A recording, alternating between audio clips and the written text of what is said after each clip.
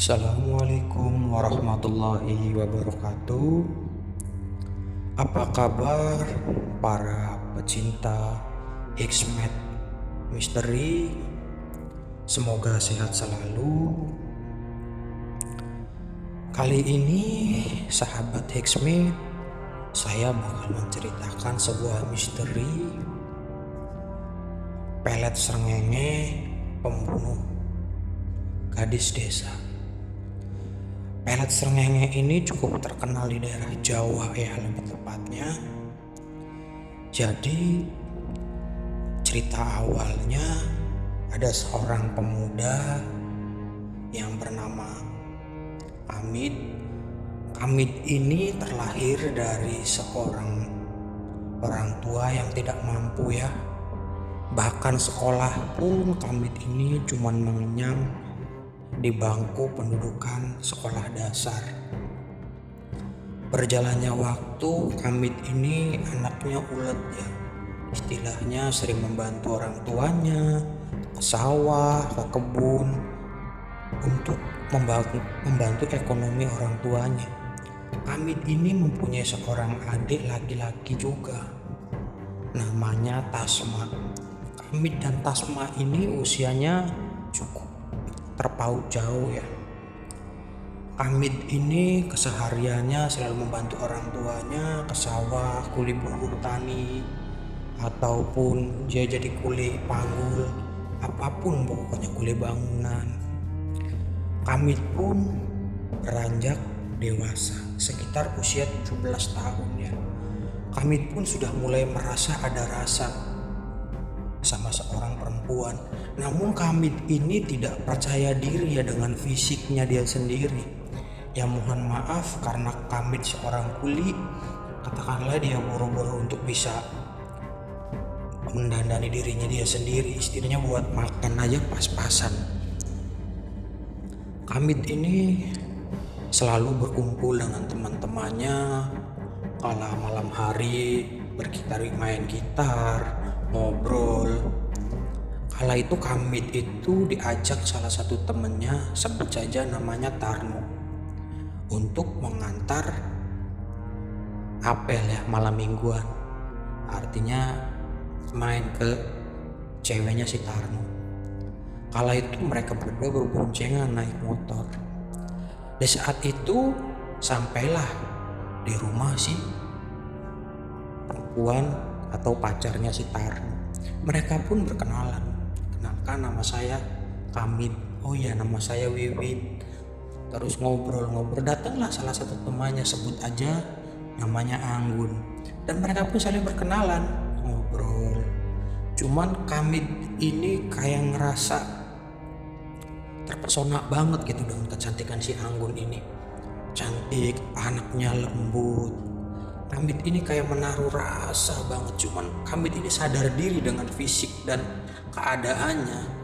Sedangkan latar belakang dari si Anggun ini, anaknya orang berada, orangnya orang tuanya katakanlah polisi ya. Terus ibunya seorang guru. Hamid itu ngerasa minder dengan dirinya dia sendiri gitu. Setelah ngobrol panjang lebar, akhirnya Tarno ini berboncengan pamit ya.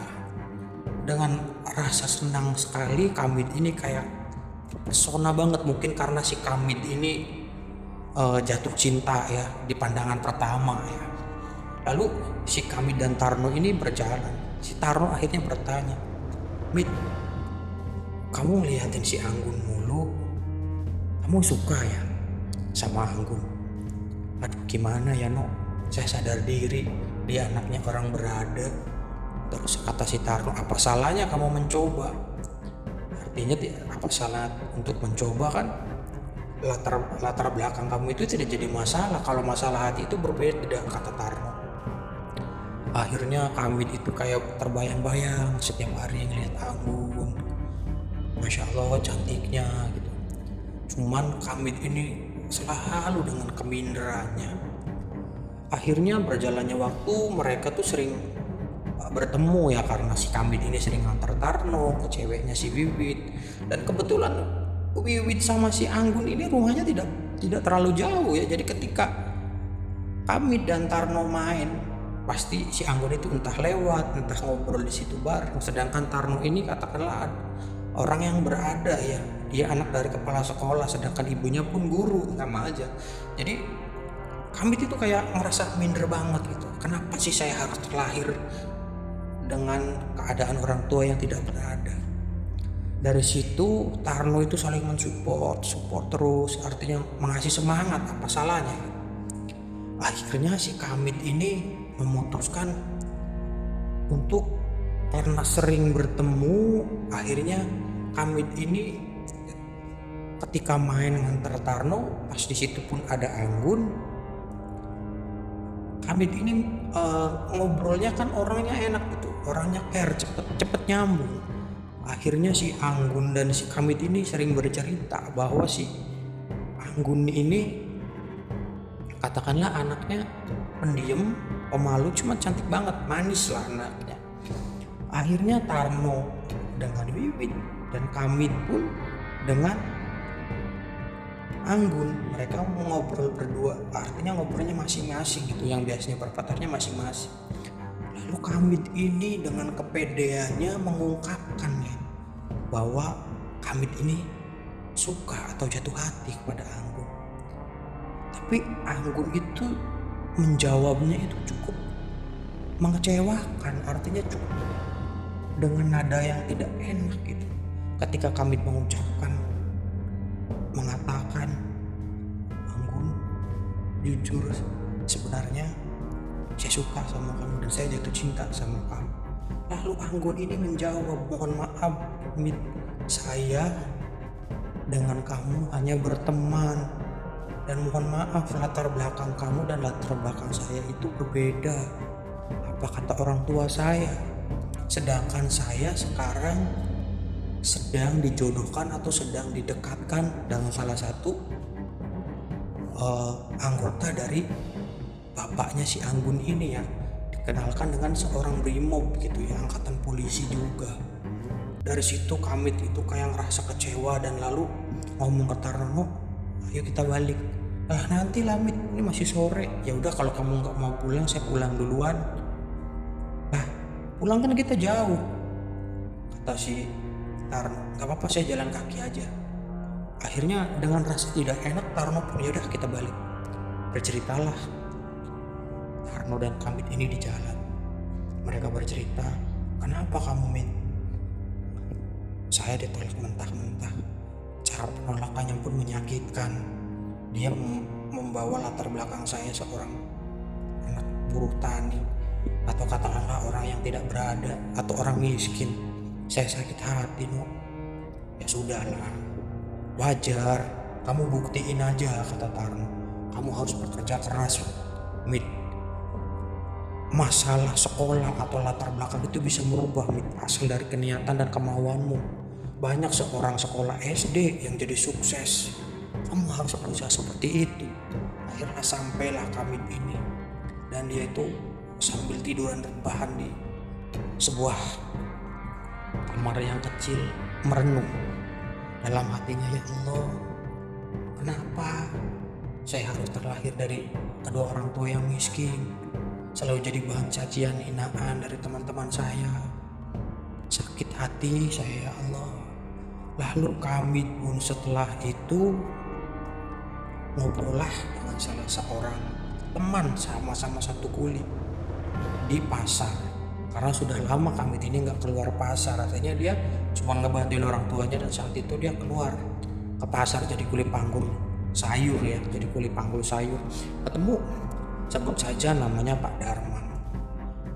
Kamit ini biasanya bercanda dengan teman-teman satu kulit panggul sayur, tapi Kamit ini kayak ngerasa merenung, kayak ada teman-teman seorang bapak-bapak, kebanyakan itu orang bapak-bapak ya yang cukup dapat umur, sedangkan Kamit sendiri yang paling muda. Akhirnya karena melihat keadaan Kamit yang sering cenderung murung gitu, Pak Darman ini menepuk pundaknya. Hei, kenapa kamu Mit? Tumben-tumbennya kamu ngelamun dulu. Terus kata Tarno ini, kata Pak Darman, kenapa kamu? Akhirnya kami bercerita,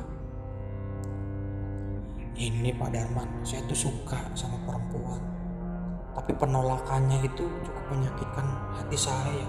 Ya saya sadar diri karena saya cuma anak dari seorang petani. Itu pun saya tidak punya sawah. Tapi cara penolakannya menyakitkan. Ya udah, gampang kalau hal masalah seperti itu. Kamu pulang kerja dari sini, kamu main ke rumah saya. Kalau kamu memang ngerasain sakit hati, karena kami dan Pak Darman ini cukup deket ya, biarpun usia mereka terpaut jauh. Karena si Kamid ini ketika di pasar itu jadi kuli panggul sayur ini terkenal anaknya itu royal gitu, entah rokok, entah kopi ketika dia punya rezeki. Jadi orang-orang itu kayak simpati gitu melihat si Kamid ini. Lalu si Kamid pun memutuskan main ke rumah Pak Darman naik sepeda ya, karena si Kamid ini tidak mempunyai kendaraan motor, tidak seperti teman-teman pemuda-pemuda lainnya gitu ya. Naik sepeda, datanglah ke rumah Pak Darman. Diketoklah rumah Pak Darman. Assalamualaikum, assalamualaikum. Dibukakanlah pintunya, waalaikumsalam. Mid, beneran kamu datang? Kata Pak Darman. Ngobrol, akhirnya Pak Darman ini menceritakan kalau Pak Darman itu punya kenalan seorang paranormal ya katakanlah. Lalu mereka berdua ini berjanjian untuk tidak masuk kuli panggul pada hari Kamis itu. Lalu diboncenglah pagi hari itu Kamid sama Pak Darman ini. Karena Kamid itu orangnya terkenal baik gitu. Di teman-teman kuli panggul itu, apalagi bapak-bapak, terkenal baik, anaknya ramah, anaknya sopan, anaknya royal. Karena ngerasa simpati gitu kayak Pak Darman ini, karena si Kamid menceritakan seperti itu. Akhirnya datanglah ke paranormal. Dari paranormal itu ditanyakan, nama perempuan itu namanya siapa, nama orang tuanya siapa. Akhirnya sudah ngobrol panjang lebar, si paranormal itu hanya bisa mengasih saran untuk puasa untuk si Kamid ini ya. Dan ada beberapa bacaan yang harus dibaca untuk mengamalkan.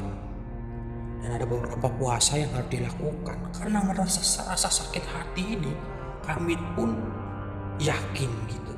Artinya yakin dia mau melakukannya. Lalu setelah Pak Darman dan Kamid ini pulang, Kamid pun mengasih tahu kedua orang tuanya bahwa jangan ganggu Kamid dulu. Dan Kamid pun rela membongkar celengannya dan mengasihkan semuanya ke orang tuanya. Asal dalam jangka 2 minggu jangan mengganggunya ketika dia di kamar dan ketika dia sedang tirakat. Kamid itu menjalani tirakat atau puasa itu selama 2 minggu. Puasa pertama Kamid itu cuma minum air 1 gelas. Lalu puasa lagi karena mungkin rasa sakit hatinya ini si Kamid. Jadi apapun dia lakukan, cuma minum air 1 gelas. Dan itu pun ketika sampai 7 hari itu berkurang minumnya, yang dulunya full dikurangin. Artinya yang dulunya penuh 1 gelas dikurangin sampai 1 gelas itu jadi 1 minggu. Selesai itu Kamid pun tirakat lagi memandangi matahari. Dan ada beberapa bacaan yang dikasih paranormal itu. Pelet yang dilakukan Kamid ini namanya pelet srengenge. Pelet ini ketika seseorang perempuan memandang matanya pasti jatuh cinta. Dan ketika jatuh cinta, perempuan pasti susah untuk melupakannya. Akhirnya Kamid pun tirakat. Sampai Kamid pun pas terakhir puasanya dia itu kayak setengah mati, ngerasain mata ini kayak panas. Sampai Kamid itu menahan air mata. Lalu puasa yang dilakukan Kamid yang terakhir ini, Kamid itu kayak bener-bener antara mampu dan tidak mampu. Karena setelah puasa yang 7 hari ini, lalu Kamid ini melakukan puasa memandangi matahari ya. Artinya memandangi matahari dari waktu jam 12 siang sampai sore hari. Itu bebas mau duduk atau mau bebas intinya, tidak harus berdiri, artinya matanya selalu memandang matahari gitu. Pas puasa terakhirnya ini kami kayak ngerasa kesakitan di bola matanya ini, kayak perih dan menahan sakit sudah dilakukan puasa karena mungkin rasa sakit hatinya ini ya si Kamit ini.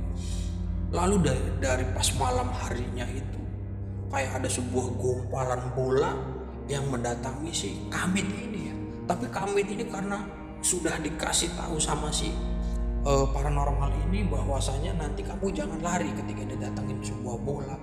Lalu kata si Kamit ini ketika malam hari dia tidur itu, setelah selesai melakukan tapak atau tirakat ini, dari kasurnya itu kayak berasa ada yang ngegoncang gitu, dan badannya pun kayak ngerasa panas. Kamit itu kayak gelisah banget malam itu.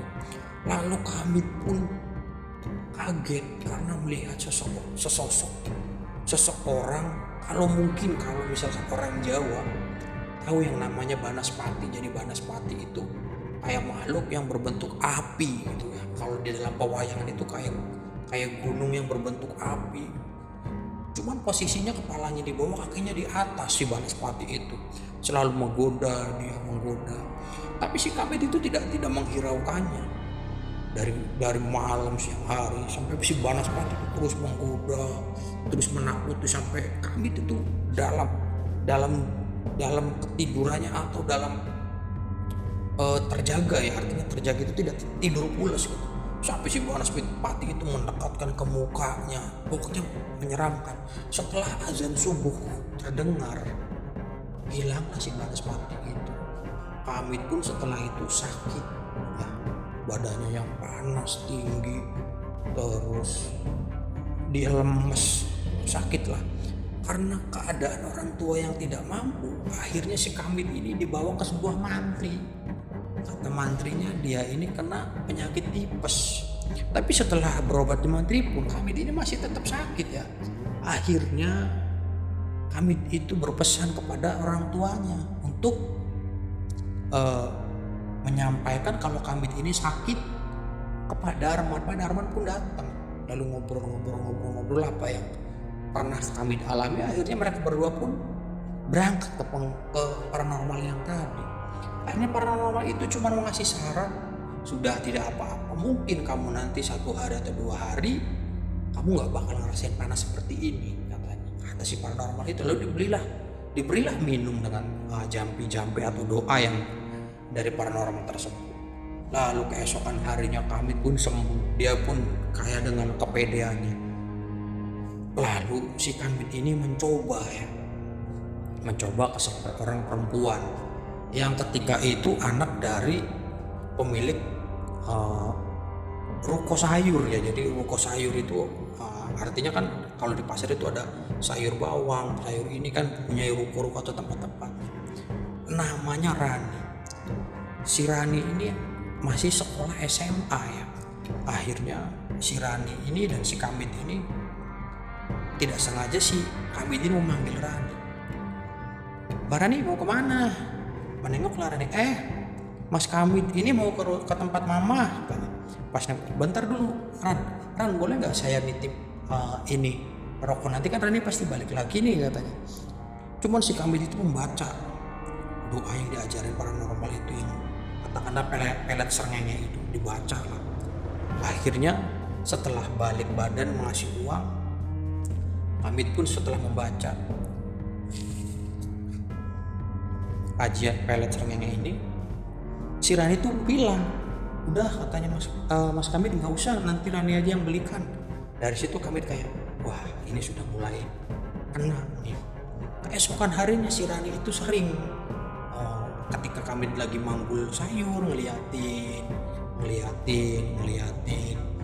Keesokan harinya yang biasanya jarang datang ke pasar sering main ke pasar. Akhirnya mamanya menanyakan, kamu kok sering banget sih Dek datang ke pasar, tumben-tumbenan, kata mamanya. Iya mah gak apa-apa, kayaknya anaknya mama lagi jatuh cinta nih, katanya.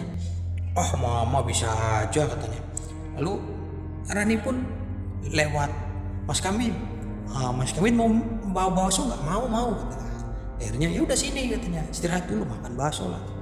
Si Rani ini mengungkapkan, Mas Kamit katanya, gak tahu kenapa saya dari Mas Kamit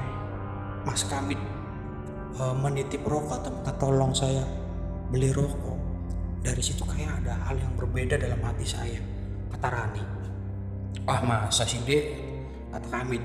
Lalu Rani itu menjelaskan gitu, dulu padahal saya sering ya ketemu Mas Kamit, sering katakanlah lalu lalang ke pasar, main ke mama, jemput mama, nganter mama, tapi saya biasa aja Mas Kamit.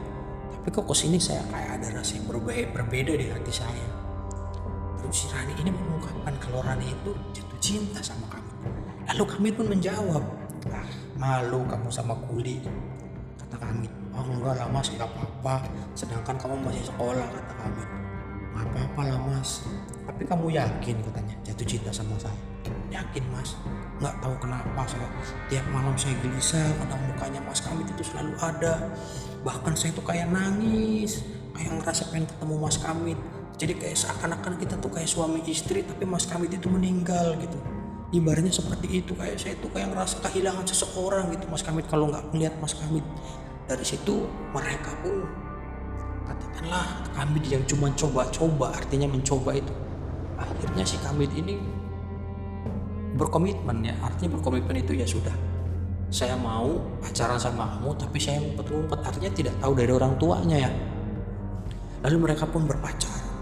Karena mereka saling dewasa dan si Rani ini sering ngasih duit ke Kamit. Artinya ketika ke pasar ke mamahnya ngambil ke kotak uang mamahnya ngasih ke Kamit. Kadang janjian keluar, makan bareng, itu semuanya dari Rani.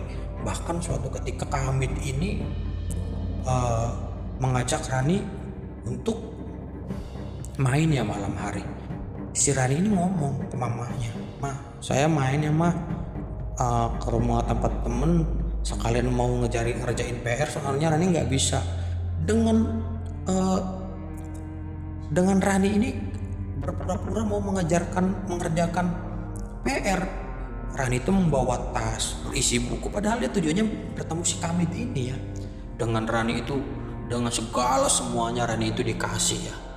Akhirnya karena mereka saling dewasa, pertemuan malam itu Kamit dan Rani itu akhirnya melakukan hubungan terlarang ya. Melakukan hubungan terlarang karena mungkin Kamit yang coba-coba, namanya juga laki-laki dan perempuan, ketika di salah satu tempat tangannya setan. Apalagi Kamit itu katakanlah ilmu yang Kamit pelajari itu atau dalam ini kan menyimpang, atau ilmu hitam lebih tepatnya. Berhubungan badan lah mereka ini.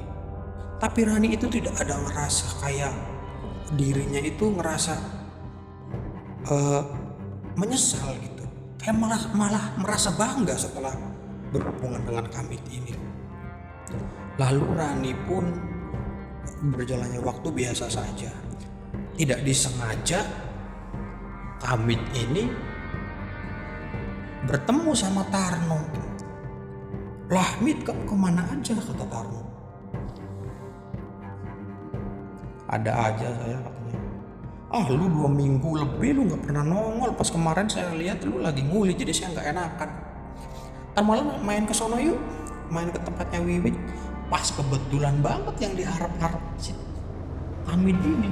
Ya sudah, kata si Kamit, jam berapa? Jam sekian, nanti kita biasa ke tempat biasa ya. Oke.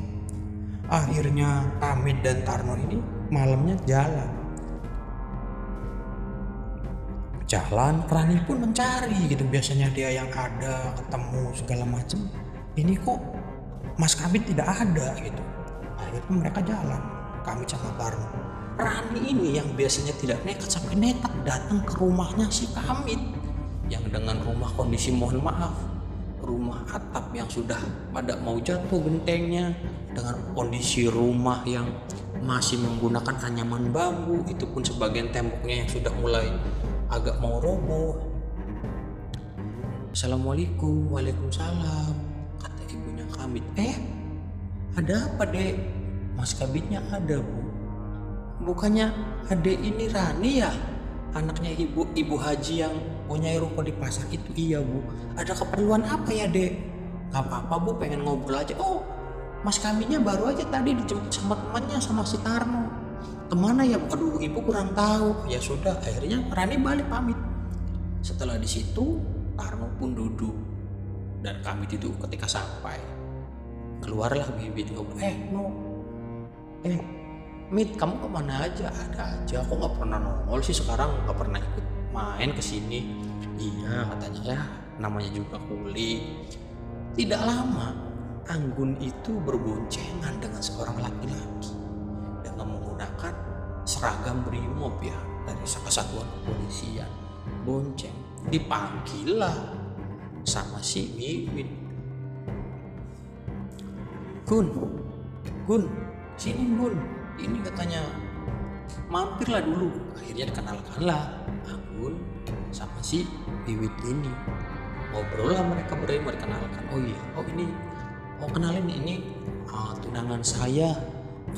Kami pun merasa kaget setelah mendengar kalau Anggun itu bertunangan. Dia datang si laki-laki, oh ya mas, kenalin, tugas di mana? Kata si Tarno, saya kebetulan tugas di Polsek sini, di Polresta sini.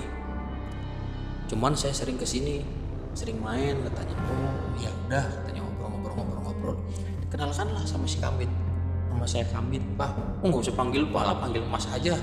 Kata si tunangan Anggun ini, sebut saja namanya Pak Mas Aryo. Akhirnya mereka ngobrol. Tidak lama dapat telepon si Aryo ini untuk cepat pulang. Akhirnya si Aryo ini pulang, mereka berempat lah ngobrol.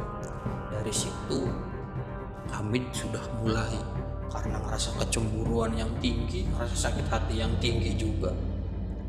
Akhirnya dia membaca pelet serengenge ketika dia mengobrol dengan si Anggun ini. Gun, maaf ya,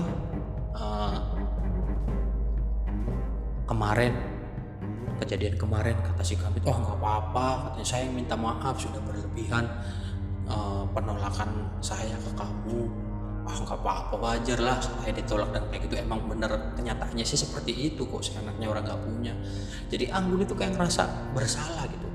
Setelah si Anggun itu melirik melihat matanya, si Kamit pun akhirnya membaca ya ajian yang pernah diajarkan paranormal itu, ajian pelet serengenge itu.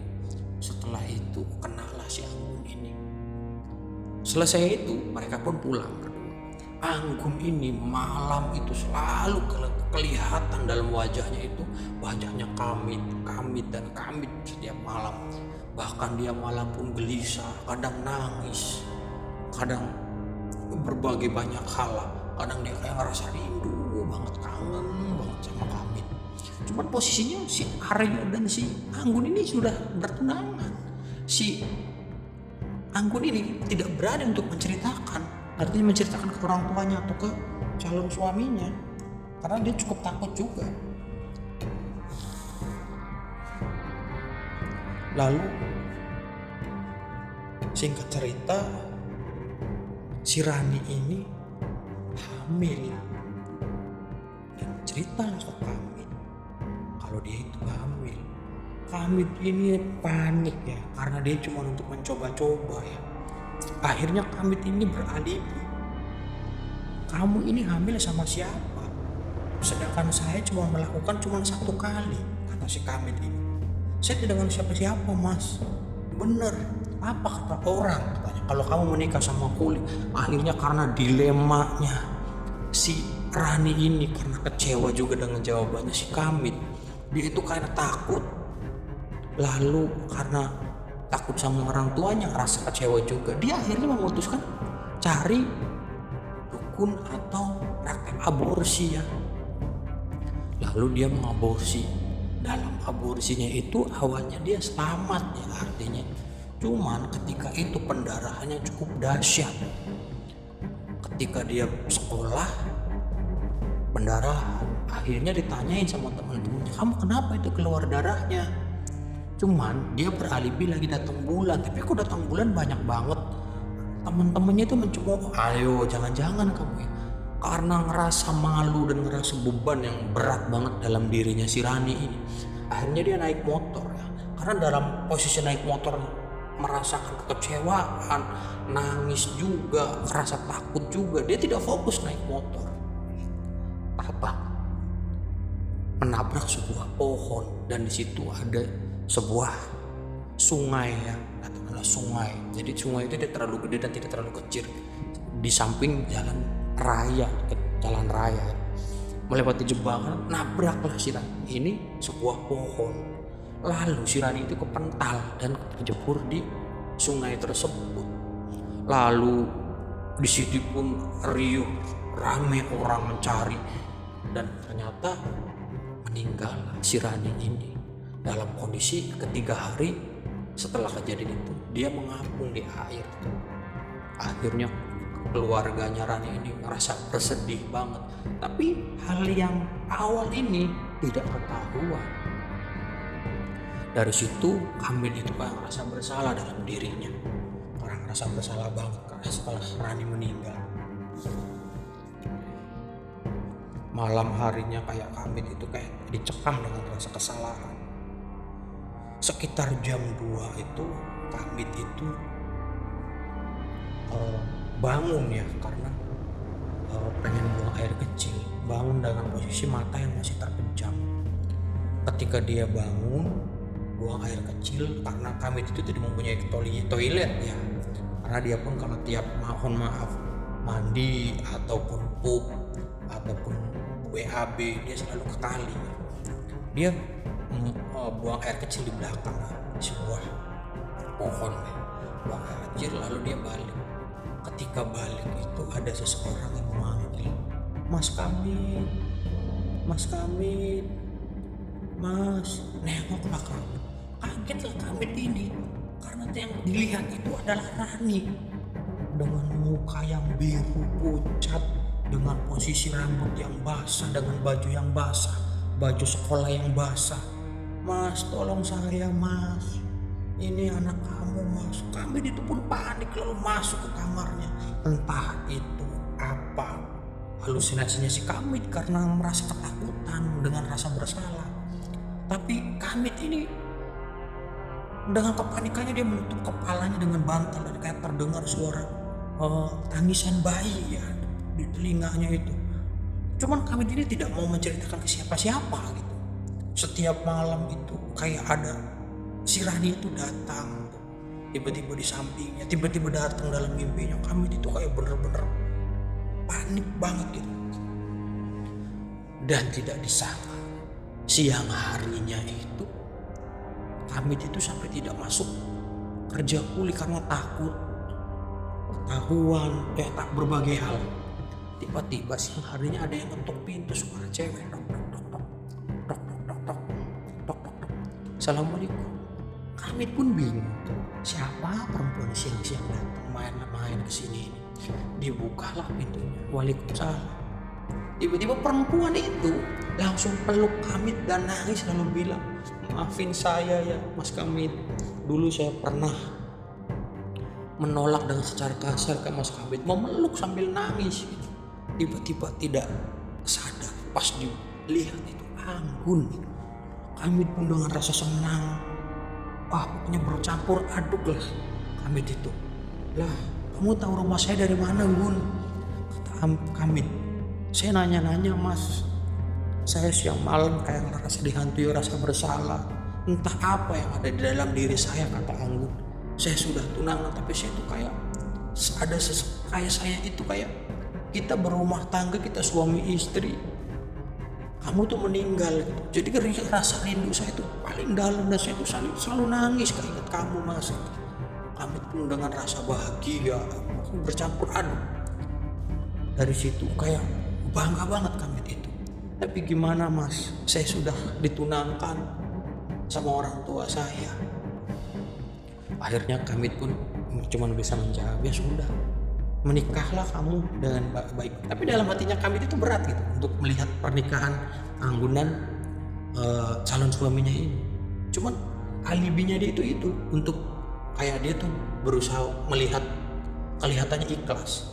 Lalu si Kamit ini selalu ngomong, udah kamu menikah karena apalagi kamu sudah dijodohkan dan kamu sebentar lagi menikah. Akhirnya tidak lama 2 minggu berlalu, Rani itu kayak berat banget. Oh maaf, Anggun itu kayak berat banget gitu. Selalu kepikiran Kamit. Ditentukanlah tanggal pernikahan. Menikahlah Anggun dan Aryo. Kamit pun datang sementara. Ketika Kamit datang, si Anggun ini menangis. Jadi bahan apa ya? Jadi bahan tontonan para undangan. Kenapa ini dia menangis sebenarnya setelah laki-laki itu lewat? Si Aryo pun tidak memperdulikan hal itu ya, karena ikhlasnya Aryo, rasa sayangnya Aryo gitu ke Anggun. Dia mempersalahkan. Akhirnya malam hari setelah pernikahan 7 hari mereka menikah, si Aryo itu katakanlah mengajak si Anggun itu untuk berhubungan badan karena mereka sudah sah ya. Namun Anggun pun selalu menolak. Alasannya saya sedang main, saya lagi ini, saya itu.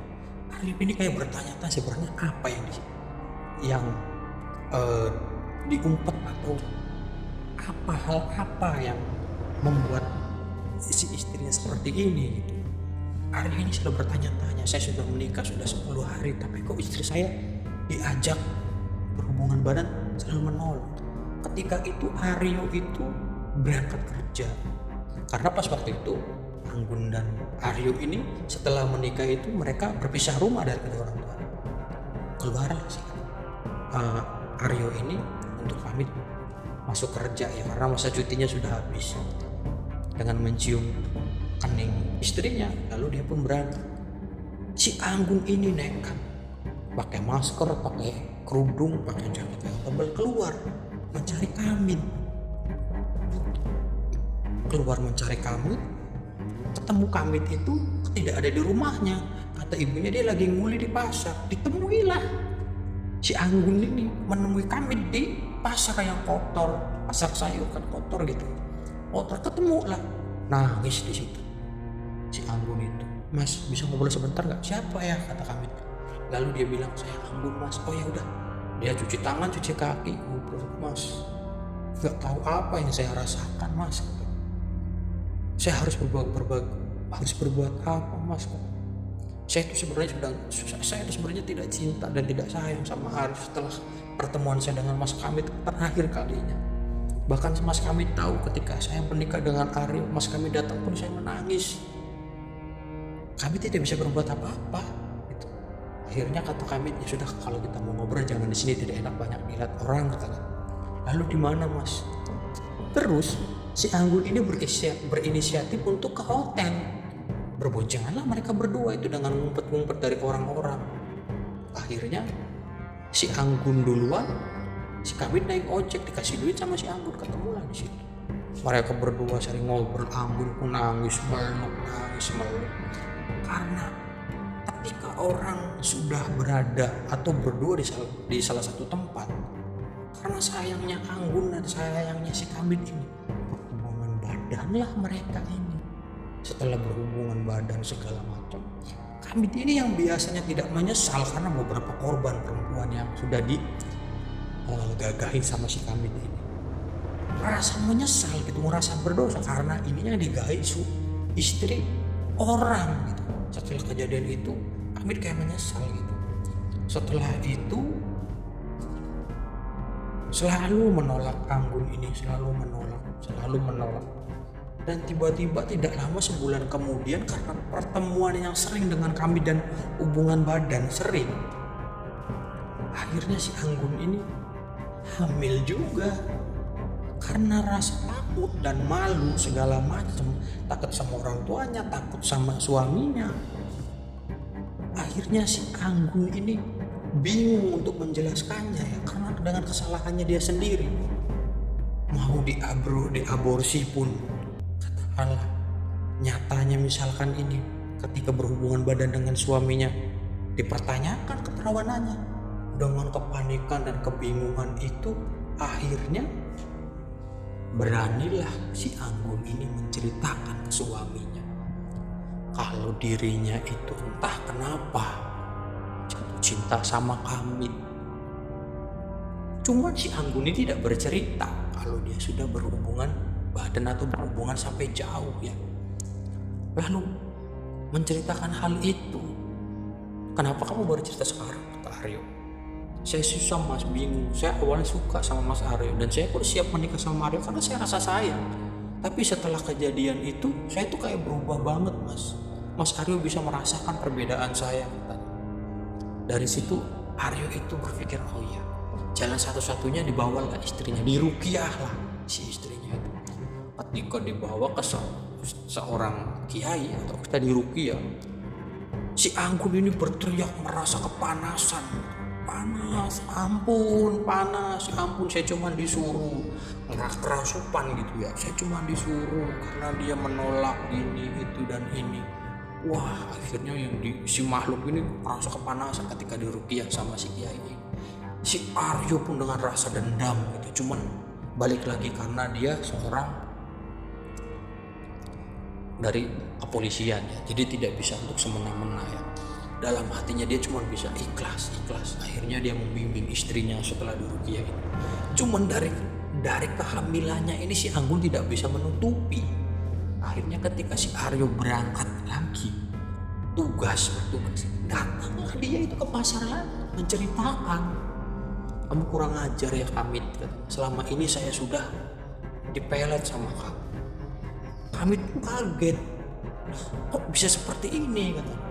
Saya sekarang sudah hamil, kamu mau bertanggung jawab atau bagaimana? Ini anak kamu dalam perut saya. Lah kan saya kan berhubungan badan sama kamu suka sama suka. Iya, suka sama suka karena kamu udah pelet saya. Bla bla bla bla, berantem lah mereka itu berdua. Cuman berantemnya posisi tidak kelihatan orang. Dengan kepanikannya, dengan kebingungannya si Anggun ini lalu balik mengendari motor. Cuman karena bingung dan panik, entah apa yang dipikiran, takut orang tua, takut suami, dilema besar lah istilahnya dia itu. Ketika naik motor, berhentilah dia itu di sebuah kali yang tidak terlalu kecil dan tidak terlalu besar. Dia duduk di situ merenung, saya harus bagaimana dengan keadaan saya yang seperti ini. Saya malu sama orang tua, saya takut sama suami saya juga, saya takut sama orang-orang, saya malu sama mertua saya segala macam. Akhirnya dia bunuh diri, memutuskan bunuh diri, menjeburkan diri ke sungai yang Rani kecelakaan. Maka sungai itu yang dulunya dikatakanlah sungai kecil itu dinamai Sungai Gadis karena beberapa gadis yang tercebur di situ dan mati di situ. Dari situlah bunuh diri. Ramailah orang itu. Ramai, ada orang bunuh diri, ada orang bunuh diri, ada bunuh diri. Ternyata dari plat motornya itu menyampaikan ke keluarga si Anggun ini bahwa anaknya loncat bunuh diri karena sungai yang cukup dalam, biarpun kecil tapi dalam, tenggelam. Untungnya si Anggun itu begitu tenggelam tidak beberapa hari ketemu, lalu dicari dengan tim SAR dan beberapa dari kepolisian, dari Basarnas juga dicari, ketemu si Anggun, tapi sudah tidak bernyawa dalam kondisi hamil. Lalu diusutlah kasus ini, apa penyebabnya, sedangkan Aryo tidak merasa melakukan hubungan badan. Ditelusurin, ketemulah, ditangkaplah Kamit ini, dipenjarakan karena dia sudah melanggar hukum ya. Artinya menggagahi atau menyetubuhi istri orang. Lalu Kamit ini diproses, dimasukkan ke penjara. Siang malam itu Kamit selalu terbayang Anggun, terbayang Rani, segalanya dia terbayang. Sampai kayak dia itu sudah dalam kondisi di penjara. Si Kamit ini beberapa kali mencoba untuk melakukan bunuh diri, tapi selalu digagalkan dari pihak kepolisian. Dia mau gantung diri pakai celananya, diberhentikan. Dia mau menusuk dirinya pakai gagang pasta gigi itu, diruncingin, digagal. Akhirnya karena tekanan, Kamit ini jadi stres, depresi dan gila. Itulah sedikit cerita tentang cerita misteri Yuk, makanya kita berpikir jernih dari kejadian-kejadiannya. Di dalam cerita ini kita berpikir positif. Terima kasih yang sudah subscribe. Jangan lupa subscribe, like, maupun share dan komen ya. Assalamualaikum warahmatullahi wabarakatuh.